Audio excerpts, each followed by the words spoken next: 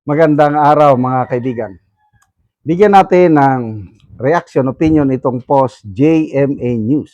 Title, Malay mo, over the weekend, may magsimba, magbago ng isip. Hindi nawawala ng pag-asa si Senator Ping Lacson na may tatawid sa mga miyembro ng mayorya papuntang minorya. Ani Lacson, dalawa na lang naman ang tatawid para makuha muli nila ang mayorya at baka may magbago pa ang isip habang nagsisimba ngayong weekend. Idinaan pa sa simba. Lahat may posibilidad. Ito yung kanyang statement. Lahat may posibilidad Dalawa lang yung tatawid papunta ng minority. Malay mo, over the weekend, mayroong magsimba. Tapos, makarinig ng sermon ng pare o magbago ng isip. Ano ba yan? Umaasa sa tulong ng pare? O ang pare naman, nakasalalay sa conviction ng Diyos. Okay. Maganda naman yan. Ipasakamay na lang natin sa Diyos. Ibig sabihin, kasi sa isang interview, sinabi niya, within weeks, sabi niya, dahil sa mga isasambang kaso, plunder sa mga majority senators, maisyuhan ng warrant of arrest. Nako, baka bigla na lang minority ang mag-take over. Ganon yung interview niya. So, umaasa siya sa mga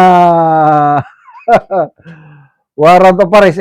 Nag-issue na ng warrant of arrest ang Sandigan Bayan laban kay Senator Jinggoy. Kailang bailable naman. Nagpiyansa na si Senator Jinggoy ng 90,000. Labas siya. So, ibig sabihin, walang makukulong. Okay, granting. May makukulong. Hindi pa naman nila makuha ang majority, di ba?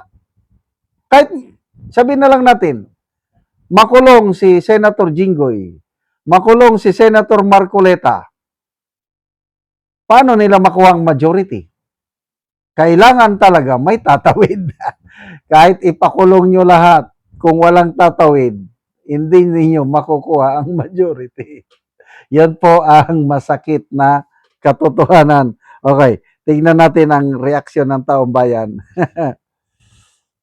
12,000 ang nag-react. 9,300 ang tumatawa, 306 ang galit. 2,500 lang ang nag-like. So, anong percentage yan? Nasa 95% hindi na naniniwala dito sa grupo ni Lacson. Based on this reaction. Basa tayo ng mga comments. Inday Conching, yung hudas na pare ang mag-sermon, ano pa? MJ Presente. Simba, malita siguro. Ano pa? Mimi, in your dreams. Jemer Pilais, hocus-pocus ka lang naman. Jonald Karaan, nagsisimula na silang kabahan. Yes, kakabahan na sila dahil sa Blue Ribbon Committee hearing na naitakda na, naiset na ngayong June 4. Pati nga ang palasyo, nababahala na. Ang Pangulo, tahimik lang sa nangyayari. Ngayon, nagsalita na siya. Para daw sa kanya, hindi pwedeng boboto ang isang senador sa session kung absent siya. Sabi ng Pangulo, nalulungkot daw siya sa nangyayari sa Senado ngayon, hindi katulad nung panahon nila ni E.S. Recto bilang mga senador. Nababahala na. Bakit? Nababahala ba dahil nagkakagulo ang mga senador at hindi makakapagpasa ng mga kaukulang batas para matulungan ang mamamayan o nababahala dahil sa flood control hearing na matutuloy na. September, nagkaroon ng kudita. Biglang natigil ang Blue Ribbon hearing na isinasagawa ni Senator Marcoleta. Pinigilan. Anong nangyari? 9 months. Pamumuno ni Soto at Lacson. May nangyari ba sa Blue Ribbon hearing sa flood control? Wala. Yung report niya, hindi nga permahan ng mga kasamahan niyang senador.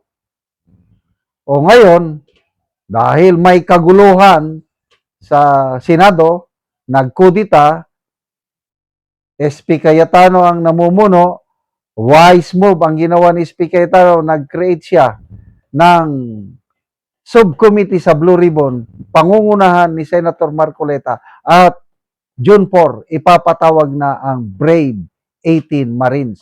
Diyan na sila kakabahan. Kaya gagawin nila ang lahat, sampa ng kaso, hindi pa rin umiipikto. Ito na, tulong na lang ng pare, tulong na lang ng Diyos. O sana, pakinggan ng Diyos ang inyong hinaing, dalangin. Sana may dalawang tatawid. Sino naman ang tatawid, be? Kung ako pa, si Senator Jinggoy, nagsalita na.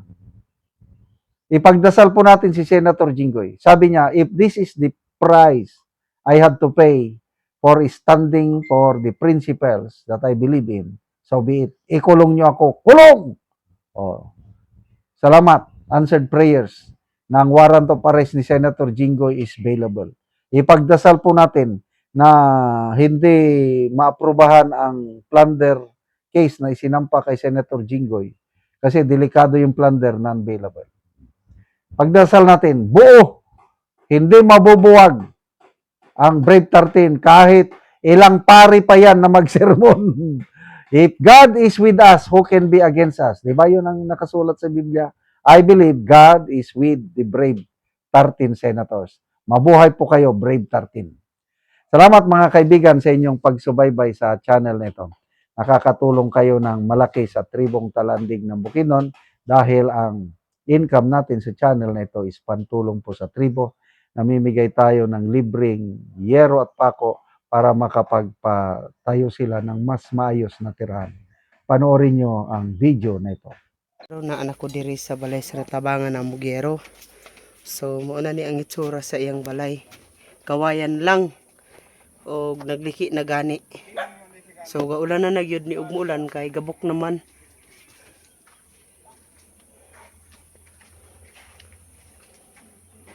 So nagpatindog siya og iyang bagong balay. Kay gaulan na naman gud ni ang iyang gipuy-an. So mo ni iyang gipuy-an. So atong tan-awon ang bag-o niyang balay. So mao na ni ang ngero nga among gihatag. Nga ilang iatop karon sa ilang bagong balay. So mao na ni ang pag-aatupan nga ilang gipatindog nga ilang balay.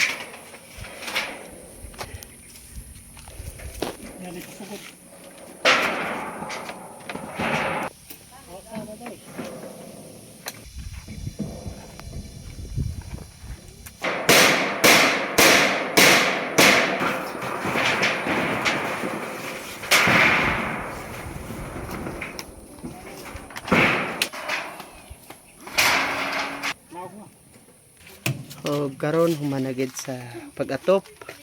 So naatupan nagyod ang ilang bagong balay.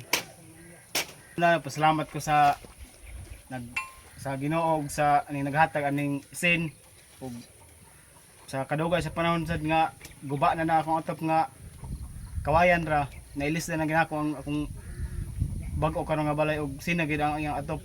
Salamat kaayo. So pila na ni ka tuig ang imong atop nga kawayan lang? Tulo na siya ka tuig. Tulo na ka tuig. Dako kayo pasalamat karon nga niabot ning sin nga gihatag sa amo mabag-o na gid akong balay karon. So pila ni ka bulan ang imong ipatindog nga bagong balay? pila na ni kabulan nga wala nimo natupan? Kuha na ni, mag-upat na ni karong pitsa 5 sa Mayo. So upat ka bulan. Ngano man sa mag-upat na hapit ka bulan wala ka nakaatop? Tungod sa mo lagi ning inadlawan igo ra pud sa pagkaon. Mm. Di na mamajitan ang para sa pang-atop. Mm.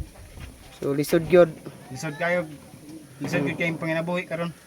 So salamat kaayo. Dako kay kong pasalamat